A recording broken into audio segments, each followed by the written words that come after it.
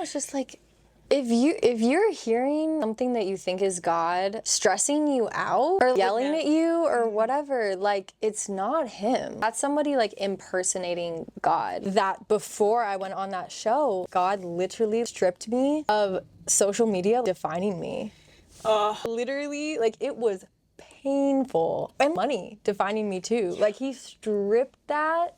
Yep. It hurt so bad. She got a 4-chart turn, everyone. Like, that's pretty impressive. Like, it's literally Jesus again. I know, like, why I'm here. An atheist at the beginning of the year bounces into the ceiling in the passenger seat. Hit my head. Putting them in towards the wrong thing. Like, who am I now? The person ahead of me wishing I looked like them. Somebody's looking at me wishing they looked like. Not just dance.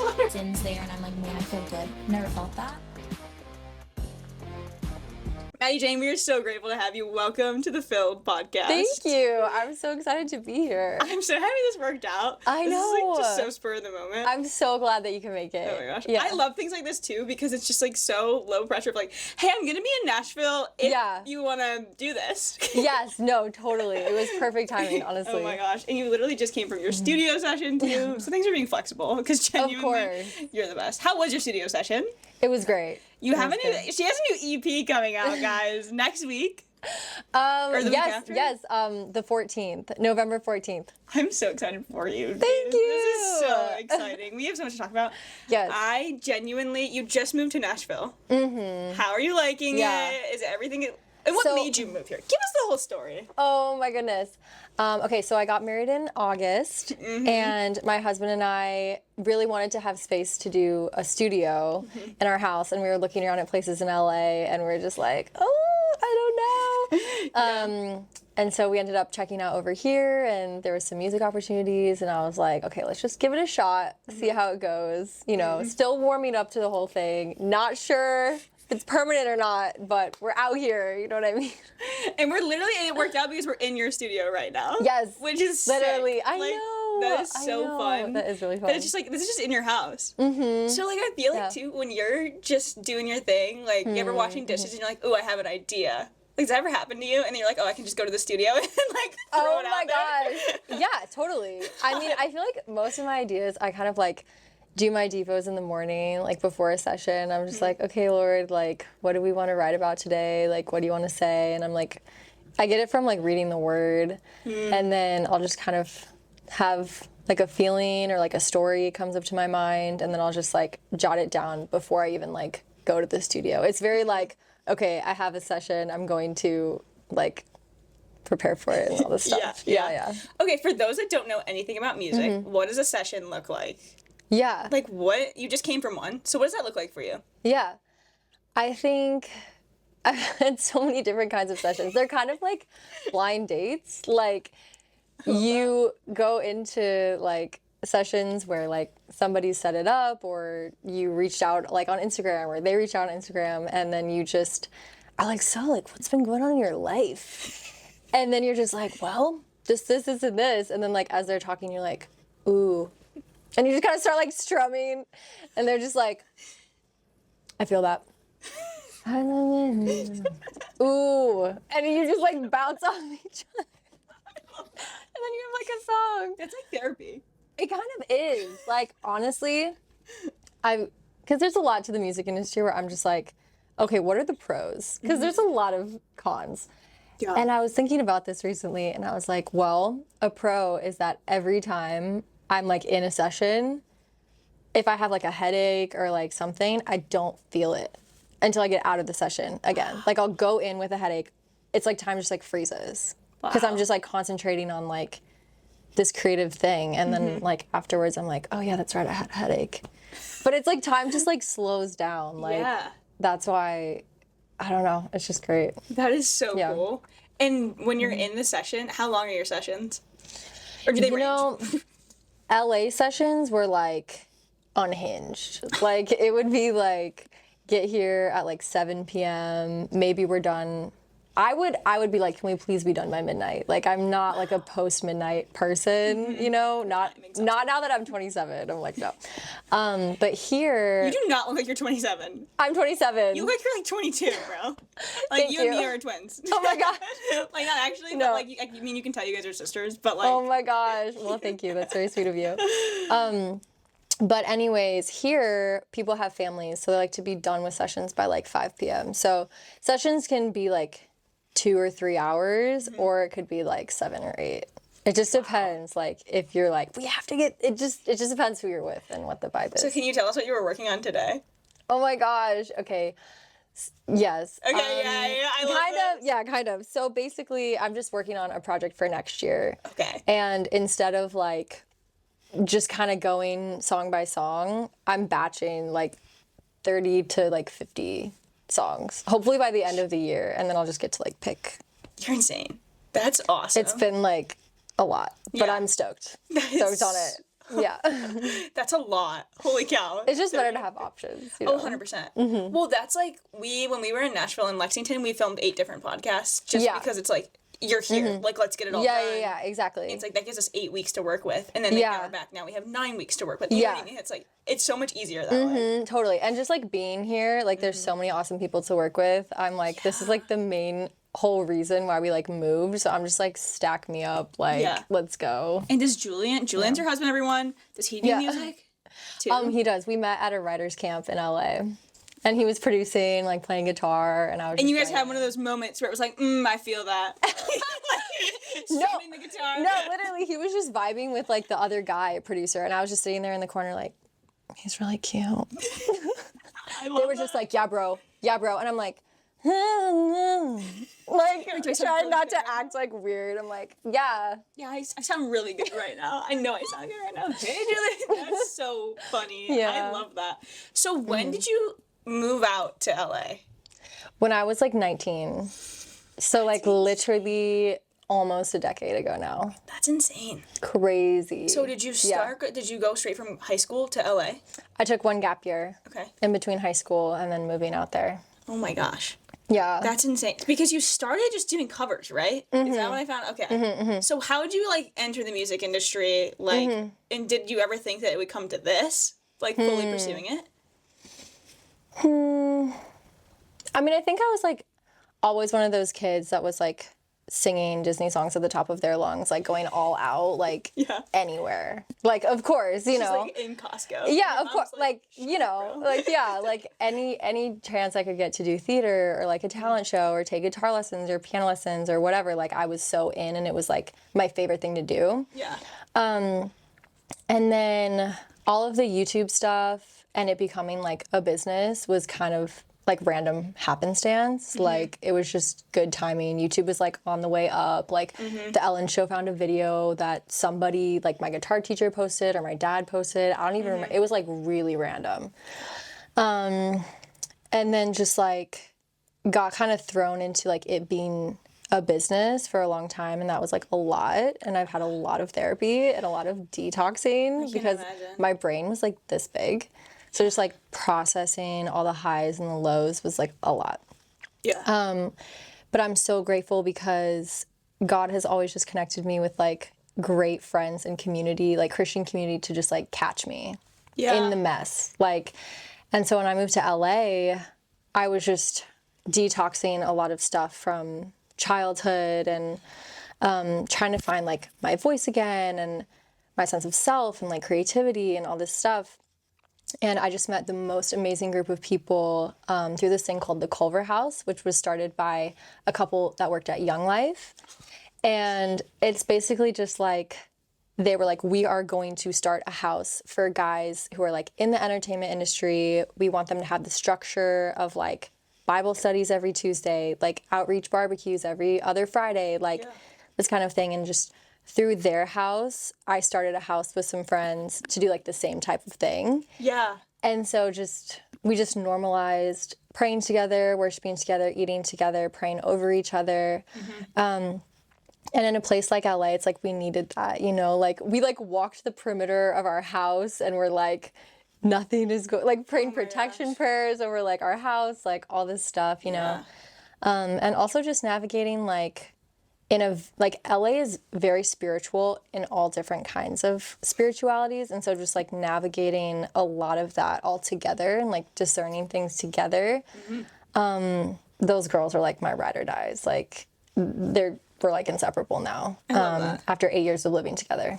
So 8 years. yeah. Was it really hard to move across the country from them then? So hard, bro. Like I literally, now that I'm here, I call them like every night. It's kind of bad. I need to cut myself off because I'm like, Mads, you need to go out, you need to make friends, like they're gonna be there for you, you know, but this move was truly like an act of faith. When I moved out to LA and I was sort of like, okay, how do I want music to look in my life?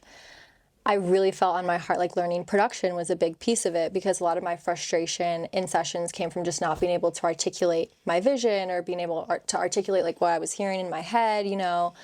And so I just started making like flashcards of production skills from YouTube videos. And I like set myself, I was like, I'm gonna learn one new flashcard a day. And then I would like review them before I went to bed for like 3 years.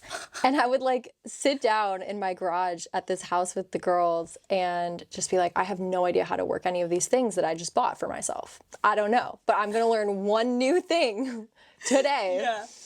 And then the rest of the day was spent like skateboarding and going to the beach and just tomfoolery. Like honestly, trying to learn how to eat groceries and like get myself groceries and then eat them. Like, you know. You're like, oh wait, I actually have to do something with all of this stuff now. I Like, know. I have to cook it, or I know. Like early 20s was just, That sounds insane. it was such a crazy time to like be figuring all of that out, you know. So I'm Yeah. so glad that I had them. But yeah. Was Did you there have a ever a question? time where you're in LA and like you fall into like the darkness? You're like, this is such a dark place. Because it is, like you said, like spirit. Because sometimes it can be spiritual in like all the wrong ways too, right? Being out there. Like how'd you navigate it? Yeah, literally.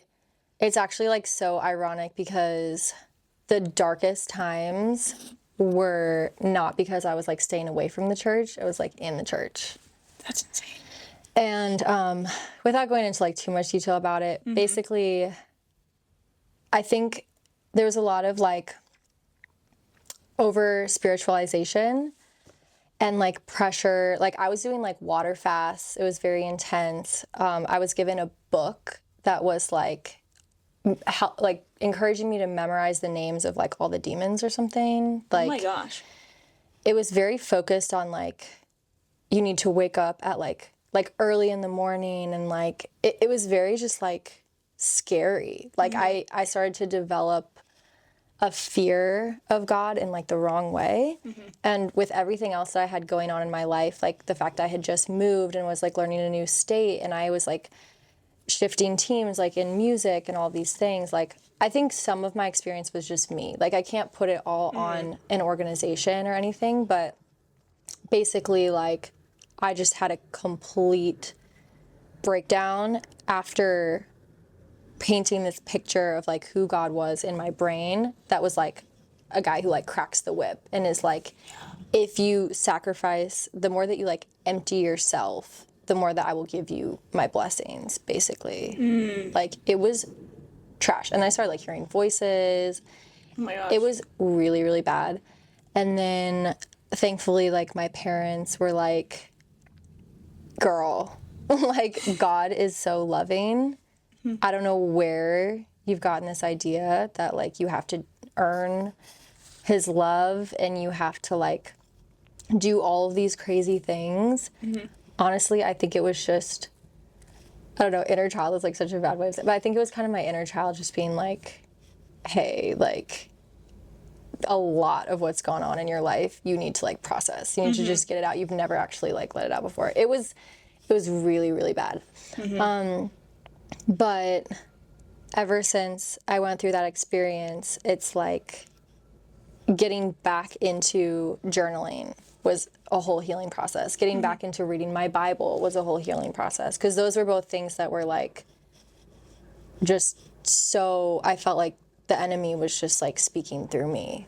Like it was so hard to like journal or open my Bible or anything. But then ever since I have slowly been like learning how to test what's in my brain and like test the spirits and like all these things, it's gotten so peaceful and just like the way that it's supposed to be, you know, and learning that like self-care is not separate from like following Jesus, you know, because I was the boldest person ever. When I was in LA, I would like see somebody who I thought was demon possessed and I'd go up to them and be like, I cast you out in Jesus' name. Like I was out here just like trying to cast out demons and stuff. And then they would like talk back to me. And then I'd be like, like I was just doing too much. I was just doing the most. Not that that's not biblical, because it is, but the Bible also says like go 2 by 2. And like, I was so zealous. You're also like, I mean, are you like 19 at that point? Or Yeah. Yeah. Which sometimes I feel like too, like we need to like normalize like you're 19. You know what I mean? And if like church is encouraging that, sometimes like that's a little scary for a 19-year-old. Yeah. Because bro, I look at my 19-year-old self, I was like, and I still am so unwise, but I was like really unwise. Oh, totally. Yeah, because you're fearless. When you're like 20, 21, 19, at least I was just kind of like, I had so much energy. I was just ready to like take over the world for Jesus or whatever, you know, and like, I feel like most of the time God is just like, just breathe. Sometimes just sit at his feet. Just sit at my feet. I'm going to work it out. Take care of yourself. Eat food. Yeah. Like go to the gym. Talk to a friend that's a good person. Yeah. Like just the simple things, you know, it's not always like, well, I'm not getting the answer that I want, so I must need to fast harder for longer. Like I need to like, you know, whatever. I don't know. How do you, because I think literally this is crazy that we're having this conversation now, because my church service on Sunday was all about how sometimes people over-spiritualize things, but then sometimes, like, I feel like where we're from, it's pretty under-spiritualized of, like, what the devil's actually can do and he's capable of. Yeah. How do you, like, find the middle ground there? I'm trying to figure it out. Yeah, literally, girl, you let me know, because now I feel like I'm on the other side. Yeah. Where I'm just like, I don't know, like I don't want to be like numb to like the Holy Spirit's urges. But now I feel like I'm leaning more towards that way because I did this season where I was just like, is this God? Is this God? I'm going to go here. I'm going to go do this. I'm going to like drive without a GPS. Because I kid you not, did that. Like, you know, like where's he going to lead me? Turn left or right, God? Like it was atrocious. Yeah. And so now it takes a lot of confirmation to get me to do anything. That's discernment, though. You know what I mean? Yeah. I feel like that's kind of a blessing. Because it sounds like you came from such like radical, I feel like anything in life that's like super radical in general, like when we radicalize something, then we get so lost in it sometimes too. Exactly. Because like, it's like anything. If you put something above God, because like could you be putting like gifts above God then, like spiritual gifts, like above the like him as a like being, the prophetic or whatever. Yeah, exactly. Because or can you just be a 19-year-old girl and like follow Jesus, tell others about Jesus? And, like, exactly, in like simple ways, you know, like being in a conversation with somebody and just praying silently and just being like, hey God, like if you want to bring this up, like I just pray that you create an open door in this conversation for me to like share about you, instead of just like being like, hey, how are you? Actually, I don't really want to know. I'm just going to tell you right now, like this, like Jesus, you know what I mean? Wow, like, I just feel like God is such a great listener to me. And if we're supposed to be reflecting him, like I want to be a good listener, you know? Yeah. Slow to speak. Slow to anger. Slow to speak. Yeah. But literally, I was praying about that yesterday. I was like, Lord, make me slow to speak. Because sometimes I'm immediately just like, bro, I want, like, do you know the validity of what this guy Jesus did for you? Right. And I'm almost like, okay, he saved my life. I want him to save other people's lives. But sometimes it's not like, Jesus, you know what I mean? Yeah. It's like, it does feel like that sometimes, though. Yeah, you know? but that's like so beautiful that you just like have that in your heart and you're like ready. Oh, 100%. Like, that's awesome. Well, it's like, I mean, too, and like, even like with like what you're describing, part of like fruits of the Spirit or like putting on like the armor of God is like the ready, like the shoes and like readiness to go by the gospel. But also now it sounds like you have so much discernment, which I find like, I'm like, that's so comforting of like that you can get to the point of having so much discernment of like, I really need to pray about this. And like, if it's supposed to be that way, then like, Lord, reveal it to me, you know? Totally. Like one of my favorite pastors said, God is big enough to reveal himself to someone, you know? Yeah. You know? Because I think we put so much pressure on ourselves to like share like out of fear that they're gonna go to hell. But it's like, I don't want to do anything with Jesus like out of fear. like, I want to just walk hand in hand with him and trust that, like, he's sowing seeds all the time in so many ways. And, like, I want to play my part. And I'm trusting that if I'm, like, seeking him at the beginning of my day, like, he's going to put people in my path. And I just get to, like, go where he's going. And if the door opens, it's going to open. And, like, there were some situations like that when I was on The Voice. Like, I literally had someone come to me, like, because I was in my chill era now. I had You're on The Voice, you're out. in the chill era. I am not in the casting out demons era anymore. Okay. Like, I was just like, all right, I'm gonna sing. I'm here to sing. Yeah. I'm just gonna focus on myself. I'm gonna make sure I'm eating my protein, you know, taking my vitamins. Like, if I get cut tomorrow or in 1 month, like, I'm worshiping Jesus. We gotta focus in, you know? Yeah. And the second, like, we were there for a little while and then we went home on a break. And then when we got there, I had somebody come up to me and be like, I was telling my partner about just this group of people that's here. And I was just wondering, like, can you say, like, a blessing over this time for me and some of the other contestants? And I was like, you want me to say a blessing or something? And I was just, like, so honored. I was just like, okay, yeah. And it was just a really natural, organic conversation where I got to talk about my relationship with Jesus and talk about how much I love him, but also, like, it was a mutual, like, open door and curiosity, and it wasn't something that was forced. It was just so beautiful, and I was like, this is great. This feels like how it's supposed to be, you know? Totally. Yeah. Was there a lot of Christians in that environment? Yeah. Because I feel like did you post something and you guys were doing worship before, like, your auditions or something? Yeah. Tell me all about that. There were so many believers that were, like, scouted for that season of The Voice. Like, Why? so many that I don't know. I literally God don't know. did. Yeah, literally. Oh my gosh, yes. We made, like, a TikTok that was like, God did, God, like, literally those words. It's, like, so crazy. I love that. But anyways, yeah, like, so many that we made a group chat that was just, like, Sunday morning or whatever. So then every Sunday, like, a group of us would just put in the chat, like, okay, come to the pool at, like, 8:30, like, bring your Bible. And then because there was, like, a group of, like, 15 of us, then everyone else who was just hanging out was like, oh, I should just, like, go down to the pool. Like, what are they doing over there? Because they just want to hang out. Yeah, just to, like, hang out. There's, like, nothing to do. Yeah. And so, so then we would just, like, lead worship and everyone would sing, and they were just from all different walks of life, and some of them had not been following God for a really long time, and it just brought up so many spiritual conversations and just, like, opportunities to just talk about God and, like, how, you know, we can all, like, get closer to him, or even just sitting and listening if somebody has been hurt by the church or whatever, and just being like, you know, can I pray for you? And or just, that sucks, I'm really sorry to hear that, like, you know. Did you, like, get to use your experience of, like, hey, like, I've been there and I still came back to Jesus, like, church? I was talking to someone before you answer that, I was talking, it's crazy because I had someone else on the podcast, and she was like, I asked her, I was like, what's, like, a sin in the world that, like, really hurts your heart? And she was like, church hurt. So did the Lord ever use that in any way? Yeah, I mean, like, literally in this moment. Yeah. I think I have such a heart for college students and, like, people that were like I was when I was 21, like, so on fire for the Lord, so willing to do anything that God wanted to do, and just not having guidance. Not having guidance in the gifts of the Spirit, not having guidance in how to separate your own anxiety or anything from, like, spirituality. Like, it's just, there's not enough out there, you know? Totally. 100%. Well, also, too, I think there's something to be said, too, like, you're 27. The age gap there isn't, like, there's not a huge age gap.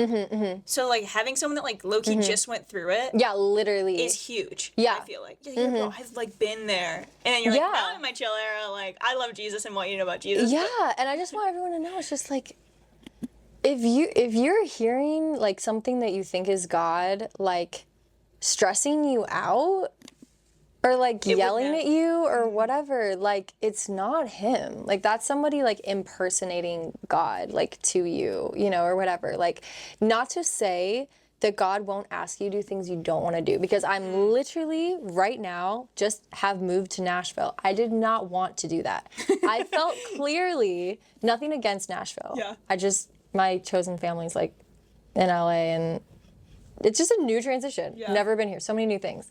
But like, I made this decision because I prayed about it. It was clear to me. I had confirmation after confirmation. My husband was on the same board with it, same page with it. And we moved here. And even though it wasn't my first choice, it was like, I just knew that everything was going to be okay, and it was going to be like, maybe not forever, but like that God was going to have my back. And he has. Like, right when we moved here, like, our landlords we didn't even know had like a wedding card for us and cookies and flowers that are my favorite flowers, and she didn't even know that orchids are my favorite. And it's like, I have this whole thing with my grandma and orchids, and that there were orchids here, and like bath salts, and they didn't even know that I like love taking Epsom salt baths. Like, all of this crazy like little stuff. It was just Jesus. It was just God. Yeah. Not to mention that we got this house like in 2 days, because it was like, we only had a week scouting, and like on the second day we just like locked in this house. It's like so quick. Yeah. But like, what I'm trying to say is like, that decision, whether or not to move to Nashville, at times I felt like I was wrestling with what I wanted versus what God wanted. But I also knew at the same time that if I were to not walk through an invitation from God, I would be just as loved. I would be just as safe, and he would accept me just as much. And, you know, his love would still be there for me. And so I think in my other season, I didn't realize that. I thought that every decision was like narrow and like detailed. And like, if you take one misstep, something bad is going to happen. Like, if you don't hear the voice of God correctly and you don't do what he's saying, then there'll be punishment. But when you know him, you know like his will is wide, his love is wide, his grace covers. Jesus already lived the perfect life. Come on. So now we just get to receive and walk in his footsteps out of like his kindness leading us to repentance, not like punishment leading us to repentance, just his kindness, you know? So I don't know if any of that made sense, but like, yeah. No, it's crazy because I feel like it totally does, because I've had so many conversations of like, I was reading First Peter, like I just finished First Peter yesterday, but as like it starts with being like what we're called to, as like being sober-minded and like not living in your past self. Yeah. But then like as you go deeper, like First Peter 4, I think it says like there's nothing that like love doesn't cover, like God's love does not cover. Yeah. And then in verse like in book 5, literally got a text from one of my friends today, which is wild, because we like were talking about like what it looks like to overestimate the devil, and then what it looks like to underestimate the devil. Yeah, wow. And you said like how sometimes the devil will, and not even maybe like the devil, but someone will be like leading you away. Like it might sound like it's God, but if you're stressed or scared about it, that's not God. Yeah. And like in First Peter 5, literally it says like remain sober-minded again, and then it also says like the devil is a lion, like basically. And, like, I feel like, I can't remember the exact verse right now, but basically just describing him as, like, a wolf in sheep's clothing.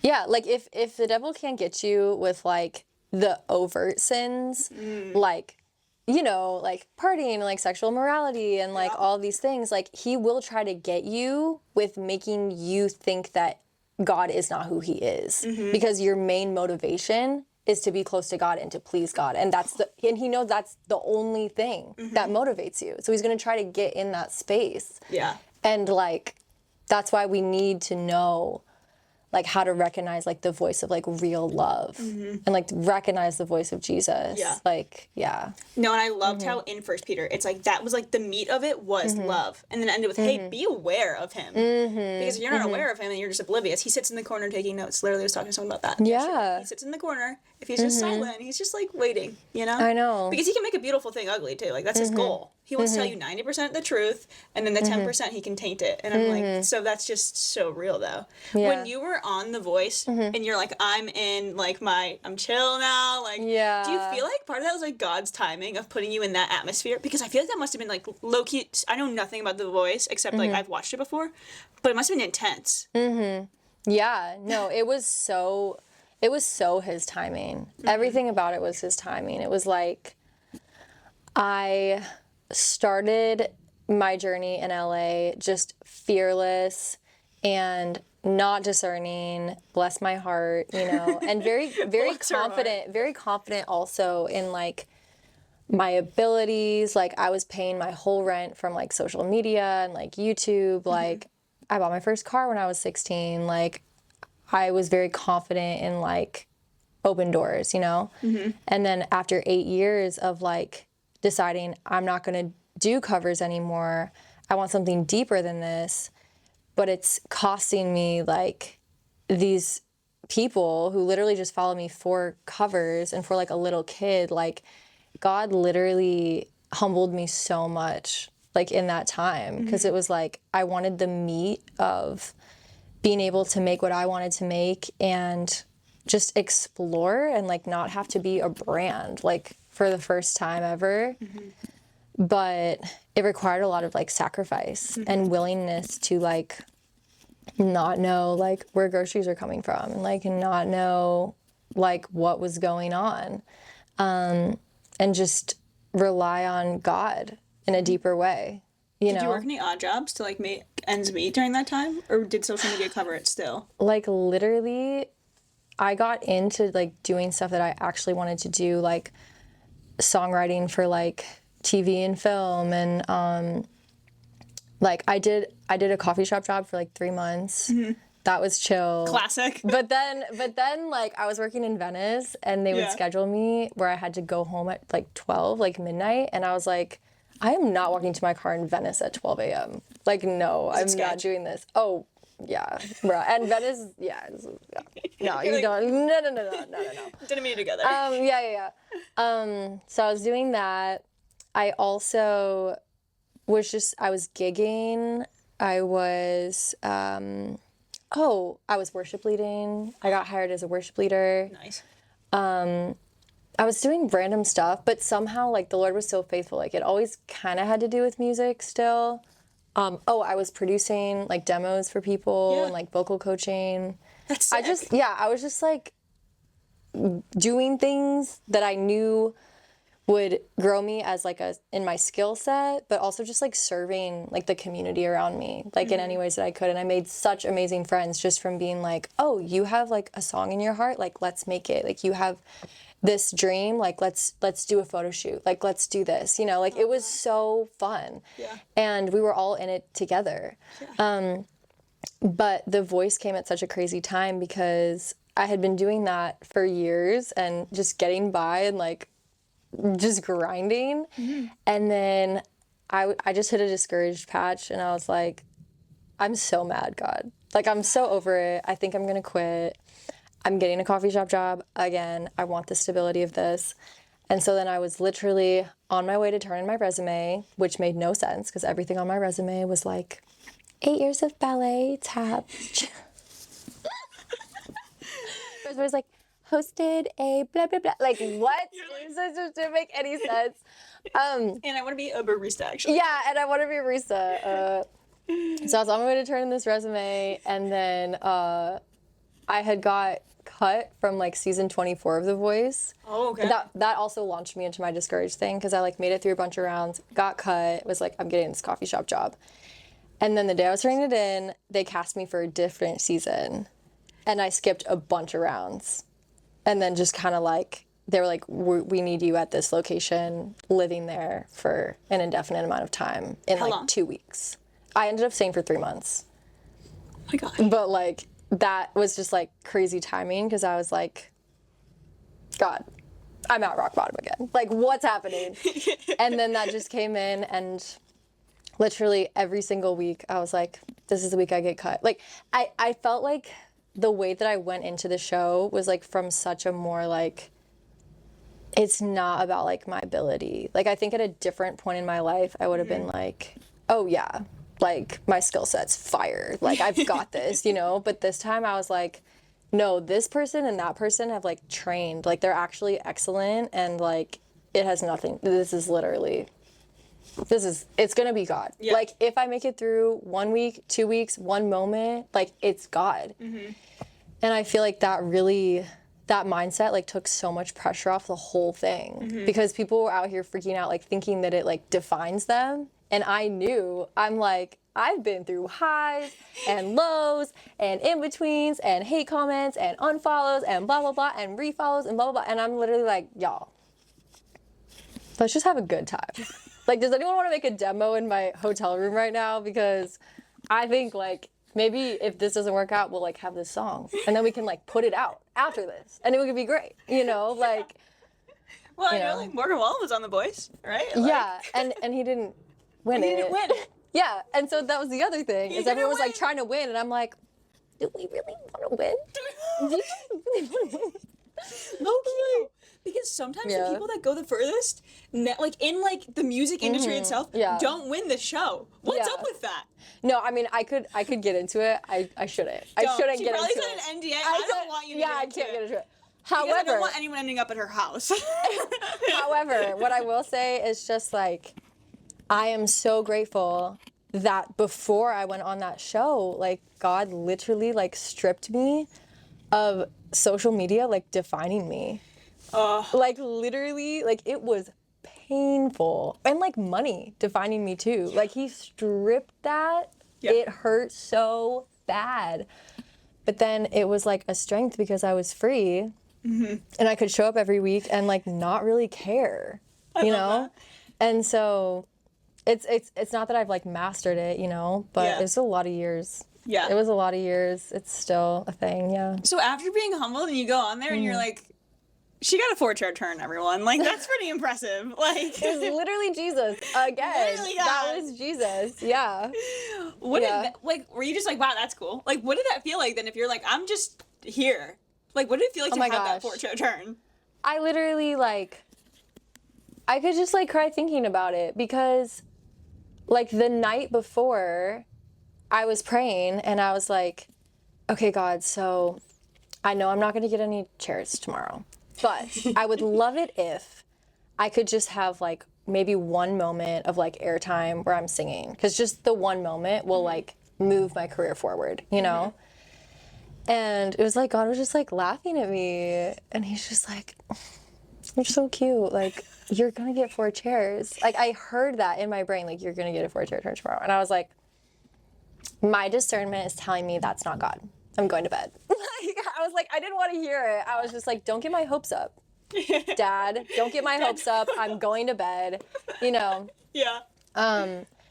But it was just the combination of, like, first of all, I love Ray. Like, the song Escapism that I did, like, I can just hear her heart and, like, a lot of industry trauma that she's been through, and I've been through some too. And so the fact that I got her song, I was really able to release, like, the injustices of, like, the music industry. Like, I felt like I brought it to the performance. I was just like,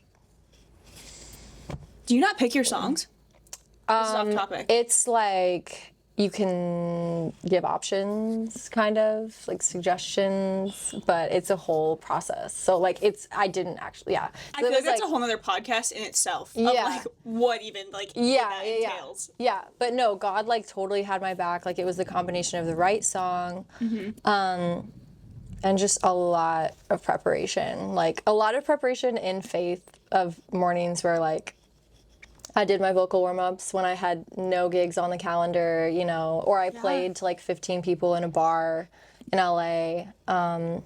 Like, all of those little things, like, prepared me to look at John Legend and, like, not give a crap. Like, it all prepared me to just go for it. I freaking love that. Oh my gosh. That's so, and then you ended up picking Chance, right? Yeah. What made you pick him? Well, you're from Wheaton. Like, who's not gonna pick Chance from Wheaton, Illinois? Like, was he not, like, he is Chicago, bro. Yeah, he is Chicago. Like, did we not all just, like, jam to Coloring Book for, like, an entire era of life? Yes. Like, if one more label trying to stop me. Like, you had a bunch of, like, suburban, like, well-off kids, just like, if one more label try, like, what? In your friend's car at 16, you're like, you just Literally. got your license. You're Yeah, like, literally. Chance the Rapper. You don't want no problem with with me. me. Yeah, exactly. And you're So, like, easy easy decision. Yeah, easy decision. I mean, Was it fun to work with him? he was great. He was so chill. I love He was that. so chill. I prayed beforehand and I was like, Lord, I'm going to be super bummed if this is one of those like, don't meet your, idols type thing or whatever the phrase is. Not an idol, but you never want to meet your idols or whatever is what they say, right? Because yeah. you. Right. Yeah. So I had this like, because I feel like that's happened to me before, and so I was like, But you God, live in please like LA, so. protect my heart, protect my heart. And honestly, like he was super nice, super chill, very encouraging, and just didn't really have a ton of like, he wasn't like a strict coach, like, oh, well, he wasn't very like opinionated. He was kind of like, you got it, girl. Like, you're such a great entertainer. You're such a great performer. Like, be confident in your decisions. Be confident in your choices. And like, I feel like that advice went far beyond the show. Because then when I got off the show, I was like, again, like my help is going to come from God. My next steps are going to come from God. So I'm just going to be confident in where I'm walking right now and like where he has me, Yeah, totally. I also love hearing, being like from like that, I guess it's like not small town, but like it's very white picket fencey. Yeah, totally. Hearing 100%. about like your experiences being like, like you picked up and moved your entire life. Yeah. And then like the voice, like that's like a whole blip. And like, does it feel like it was just like a blip in your life and then all of a sudden it was over type of thing? No, it literally felt like 8 years of preparation for 3 months. Yeah. Like, it didn't feel like a blip. It felt like it all made sense. And that's just like God. Like, yeah, just like going through the process of like, when I set out like on this journey when I was like a kid or whatever. This is gonna be so funny. Oh my gosh, it's a thunder. We're sitting in a thunderstorm, so you're probably gonna have to endure the second half of the podcast of us in a thunderstorm right now. But Oh my gosh, we got that Nashville. but she's giving so much weather right wisdom, now. so I know that you'll stay and watch the rest of Oh my gosh. Okay, hopefully they can like hear me okay. Speak a little bit louder. Sorry. What was the question? I don't even remember what I asked. Oh, did it all like, I was talking about like 8 years. Oh yeah. Yeah. Because when I like set out on this music journey when I was little, I got to this point when I was like really leaning into my relationship with God in like high school. I had gone to this amazing youth group and just started pressing in. And I felt like the Lord said, because I said, God, do you still even want me doing music? Is this even from you? And I felt like he said, yes, you can do this the long way or like the short way. And if you do it my way, like it's going to be the longer way, but it's going to be worth it. Yeah. And I was like, I want that way. I want it. I don't even care. And so then, yeah, I just let him do his thing. And it was long and it was really, really, really, really hard. And now, thank God, I feel like everything that's being built now in my life with music and my future family is really like rooted in him and rooted from a place of like, I remember what it was like to not have money. I remember what it was like to not have, all these things that I used to just take for granted. Like, yeah. Would the short way have been like, oh, you said that you were on Ellen at one point and just doing covers and like, that's it? Like that would have been the career? The short way was like, I was signed to like 2 or 3 different production companies after I went on Ellen, and each of them had their own version of like, here's how we're going to get you signed to a big label. This is the brand. This is who we think you should be or whatever. I was also young, so I probably wasn't very good at expressing my opinions. I can't imagine like getting taken advantage of at like a young age like that. Like I feel like it would have been easy to be taken advantage of. Yeah. There was a lot of things we didn't know. A lot of things my family didn't know. It sucked for sure. I can't imagine. The short way would have been for me to just continue doing YouTube, not pressing into what God could have for me in original music. Just making music that would make me money and like not questioning it, just being like, this is making money, so you should continue doing it, basically. And also not ever taking that season to like reflect and find myself and focus on my skill set as an artist, because I was under so much pressure. Like I was losing my voice every 5 seconds. Are you serious? Oh. Yeah. So, anyways, Okay. okay, we back. We back. It's thunderstorming here in Nashville. Yeah, it was raining too hard, so we had to move to this couch. Insert clip of literally downpour. We're like, and I think we need to move. So now we're on a brown couch because it's quieter here. Welcome to the brown couch, a new segment that we Yeah, welcome. exactly. Okay, we're gonna just zoom into hot seat. Yeah, sounds good. Finish strong here. Thank you for the interview. That was great. I don't even know how we ended up talking about all that. I feel like I just like bleh. I had like So the you best need time. to filter that because that was I don't I'll even send it to you know. before I post. Yeah. LOL. Okay, great. I'll send you I hope you guys glean just one thing. One thing, or something. she's so Yeah. wise, so Oh, I'm sure you're you too. got so much from it. Genuinely, I was like, yeah, like Aw. needed that. Okay, here we go. We're just gonna jump right in. Okay. So, if you could only listen to one album for the rest of your life, what are we listening to? The Definition by John Bellion. Okay. I've never listened. I'm gonna listen to that. It's like an old one. It's there's a little bit of profanity. Okay. I will warn you. Okay, but I trust. It's very motivating. It's like I got this type day. Yeah. For sure. Okay.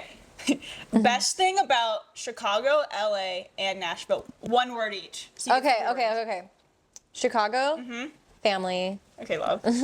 Period. LA, Also family. the lattes. Oh.